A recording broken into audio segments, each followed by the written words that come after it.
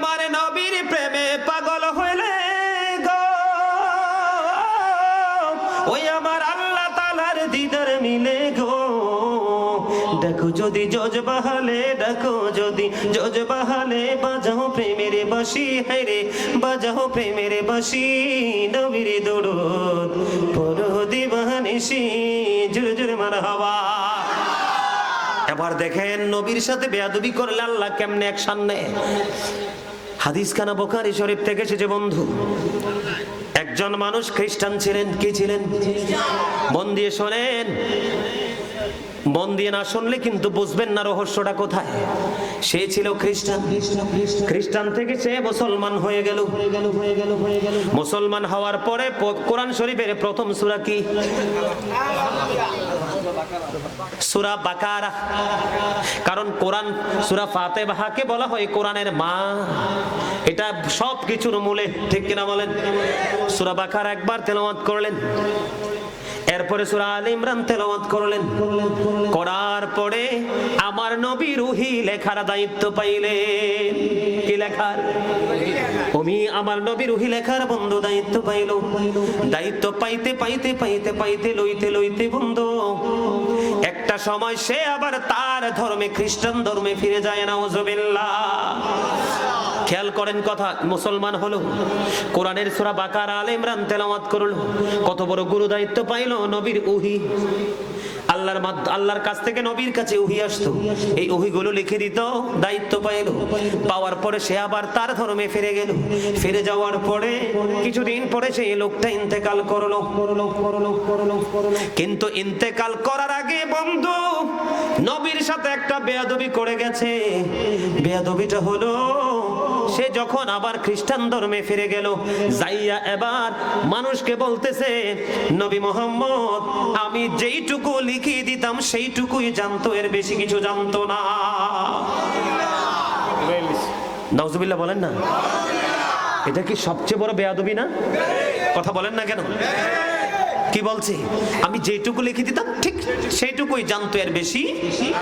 অথচ আমার নবী বলেছেন, আমি পৃথিবীর শুরু থেকে শেষ পর্যন্ত, কিয়ামত পর্যন্ত কি হবে সবকিছু এমন ভাবে স্পষ্ট দেখেছি, হাদিস শরীফের মধ্যে এসেছে, যেমনি আমি আমার হাতের তালুটাকে দেখেছি।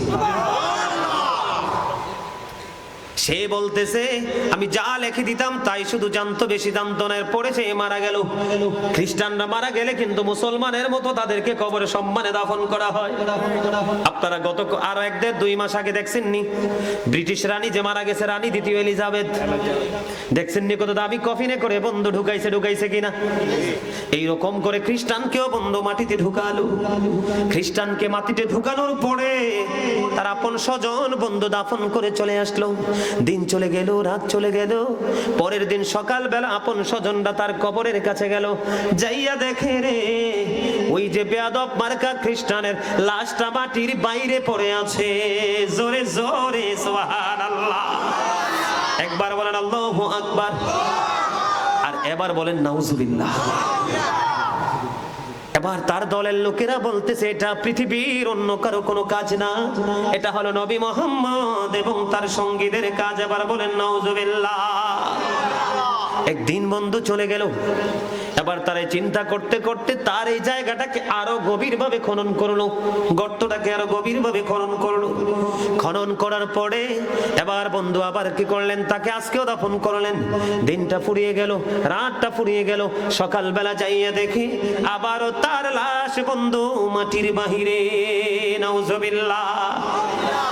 এবারও তারা বলতেছে এই কাজ নবী মুহাম্মদ এবং তার সঙ্গীদের কাজ বন্ধু।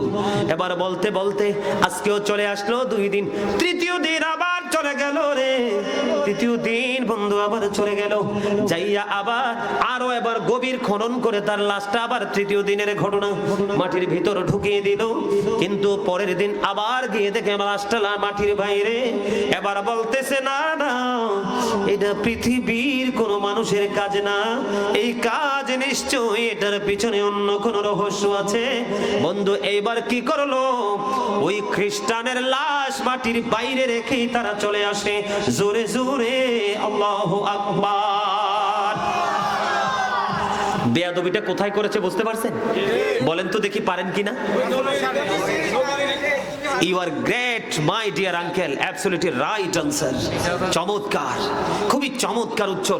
আসলে কিন্তু আপনাদেরকে এইভাবে সাধারণ মানুষকে, যারা এডুকেশন স্কলার যারা আছে, আলেম যারা আছে, তারা কিন্তু এইভাবে প্রশ্ন করা ইসলামী কোনো বৈধতা নেই, কারণ তাদের তো গান সীমিত, প্রশ্ন করলে লজ্জা পায়। কিন্তু তারপরেও আবেগী হয়ে আপনাদেরকে প্রশ্ন করলাম, সাধারণ জ্ঞান থেকে কতটুকু বুঝতে পেরেছেন? চমৎকার, একদম সাচ্চা ইমানদারের মতো বক্তব্য।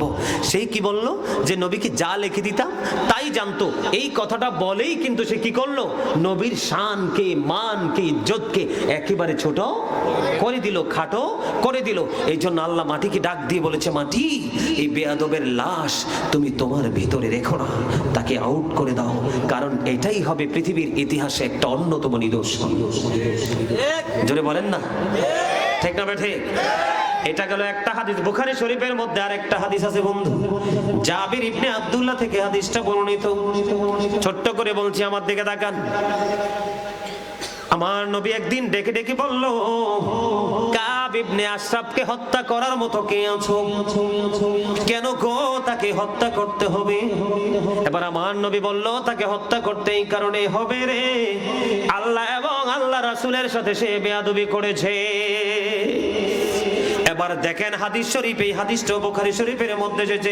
মুহাম্মদ ইবনে মাসলামা দাঁড়িয়ে গেলেন ওই কাব ইবনে আশরাফকে হত্যা করার জন্য। উনি ওনার সঙ্গীদেরকে নিয়ে ওই কাব ইবনে আশরাফকে বন্ধু হত্যা করে ফেললেন। হত্যা করার পরে নবীর কাছে খবর পৌঁছে দেয়, জোরে জোরে সুবহানাল্লাহ। নবীর সাথে বেয়াদবি করেছে, নবী বলেছে হত্যা করতে হবে, কাব ইবনে আশরাফকে হত্যা করতে হবে। মুহাম্মদ ইবনে মাসলামা হত্যা করে ফেললেন।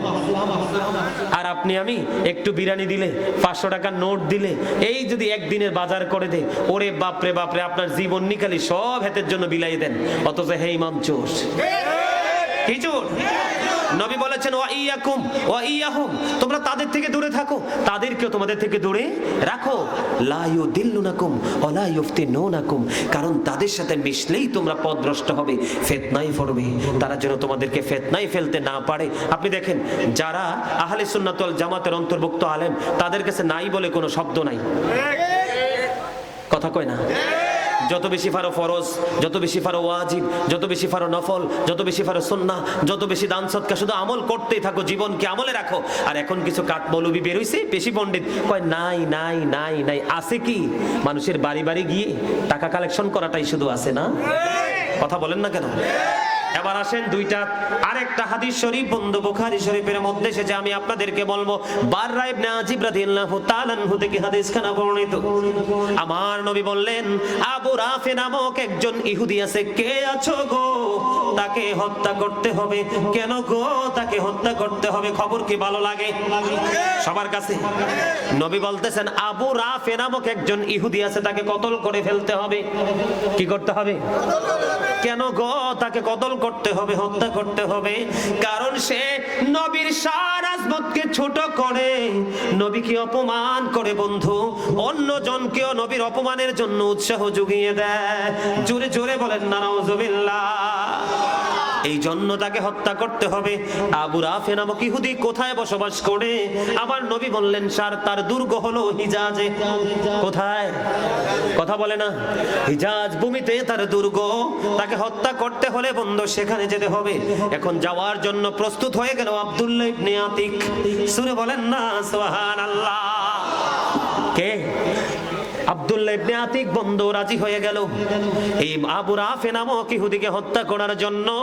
এবার আবু রাফিকের সঙ্গে তিনি তাকে দলনেতা বানিয়ে, লিডার বানায় না, আমির বানায় না, তাকে আমির বানাইয়া তার সঙ্গে আরো কিছু সঙ্গী যুক্ত করে দিলেন। এবার তারা হিজাজের উদ্দেশ্যে বন্ধু রওনা হয়ে গেল। হিজাজ ভূমিতে যাইতে যাইতে সূর্য পশ্চিম আকাশে বন্ধু ঢলে পড়লো। সন্ধ্যা ডানা মেলে দিল। গোটা পৃথিবী থেকে অন্ধকার দূর, আলো দূর হয়ে অন্ধকার হয়ে গেল। এবার আব্দুল্লাহ ইবনে আতিক যাইতে যাইতে চিন্তা করলেন, আমি তাকে কেমন ভাবে শনাক্ত করব। সঙ্গীদেরকে একটা জায়গায় রাখলেন। রাখার পরে এবার তিনি কি করলেন, ওই যে আবু রাফি নামক ইহুদি যে জায়গায় আছে ওই আঙিনায় গেলেন। যাওয়ার পরে দারোয়ানের সাথে একটু আলাপ করলেন, কৌশল বিনিময় করে বন্ধু ভিতরে ঢুকলেন। ঢোকার পরে যাইয়া দেখলেন এখানে অনেক লোক আছে। এবার তিনি বললেন, আবু রাফি নামে বলে ডাক দিলেন। ডাক দিতে দেরি, এবার আবু রাফে ডাক দিয়ে বলল, কে রে আমাকে ডেকেছো? এই আওয়াজটা যখন দিয়েছে আব্দুল্লাহ ইবনে আতিক চিন্তা করেছে এটাই তো আবু রাফে। এবার সঙ্গে সঙ্গে তলোয়ার দিয়ে আঘাত করে তাকে হত্যা করে ফেলেছে। নবীর সাথে বেয়াদবি করলে ছাড়? নবীকে গালি দিলে, নবীর শানে আঘাত করলে তাকে হত্যা করে ফেলো, হাদিস শরীফ। অমাং সাব্বা আসহাবি ফাদরিবুহু, সাহাবায়ে কেরামকে গালি দিলে তাদেরকে প্রহার করো। প্রহার মানে বুঝেননি? কথা কয় না। কে কে চাই, কে বুঝতে পারছেন প্রহার মানে কি বলেন তো? আরে মায়ের মায়ের মায়ের, তাকে আঘাত করা, ডোররা মারা, ঠিক না বলেন? বলছে কে? নবী। নবী নবীজি এড়িয়ে যেতে পারবে? আল্লাহ কোরআনে কি বলছে জানেন? ইন্নাল্লাযীনা ইউযুনাল্লাহা ওয়া রাসূলাহু লা'নাহুমুল্লাহু ফিদ দুনিয়া ওয়াল আখিরাহ। আসেনি? মাশাআল্লাহ, খুব চমৎকার। এই যে পিচ্ছি আমার সাথে সাথে আয়াত তেলাওয়াত করতেছে। আল্লাহ রাব্বুল আলামিন বলেছে, যারা নিশ্চয়ই যারা আল্লাহ এবং আল্লাহর হাবিবকে কষ্ট দেয় তাদেরকে আল্লাহ দুনিয়া এবং আখিরাতে অভিশপ্ত করেছেন। তাদের জন্য আ'আদ্দা লাহুম আযাবাম মুহিনা, আল্লাহ বলেছে তাদের জন্য লাঞ্ছনাদায়ক শাস্তি বরাদ্দ করেছে। আল্লাহকে বলে হুজুর আল্লাহ রাসূলকে কষ্ট দেওয়ার মানে কি? নবীর আহালকে কষ্ট দিলে নবী কষ্ট পায়, আর নবী কষ্ট পাইলে আল্লাহ কষ্ট পায়। সিস্টেমটা এরকমই। আল্লাহর হাবিবকে ভালোবাসতে আল্লাহ বলেছেন মাইয়ুতির রাসূলা ফাকাদ আতাল্লাহ। আল্লাহ বলেছেন হি হো অবিস দা এবস্টিল অবিস আল্লাহ। যেই ব্যক্তি রাসূলের নির্দেশ মানলো সে যেন আল্লাহর নির্দেশ মানলো। রাসূল মানলে আল্লাহ মানা হয়ে যায়, রাসূলকে কষ্ট দিলে আল্লাহ কষ্ট পায়। আল্লাহ এবং আল্লাহর হাবিবকে যারা কষ্ট দেয় আল্লাহ তাদেরকে অভিশপ্ত করেছেন দুনিয়াতেও আখিরাতেও। আল্লাহ বলেছেন আ'আদ্দা লাহুম আযাবাম মুহিনা, তাদের জন্য লাঞ্ছনাদায়ক শাস্তি বরাদ্দ করে রেখেছেন। জোরে জোরে বলেন না নাউজুবিল্লাহ। অনেক মেসেজ দিতে পারবো ইনশাআল্লাহ। নবীকে নিয়ে গবেষণা করেছি যথেষ্ট, আরো করতেছি, মনে হয় যে শেষ নাই।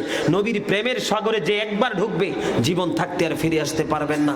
কারণ আমার নবী শুধু নবী নয়, ইনি কোল কিনারা এক মহাসমুদ্রের চাইতেও বিশাল, যেটাতে ঢোকা যায় আর ফিরে আসা।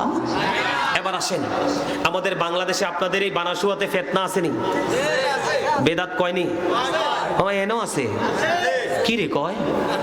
এখানেও বেদাত কই না ফাটি আছে? এবার শোনেন, বেদাত কয় কারে? দাঁড়াইয়া নবীকে সালাম দিলে।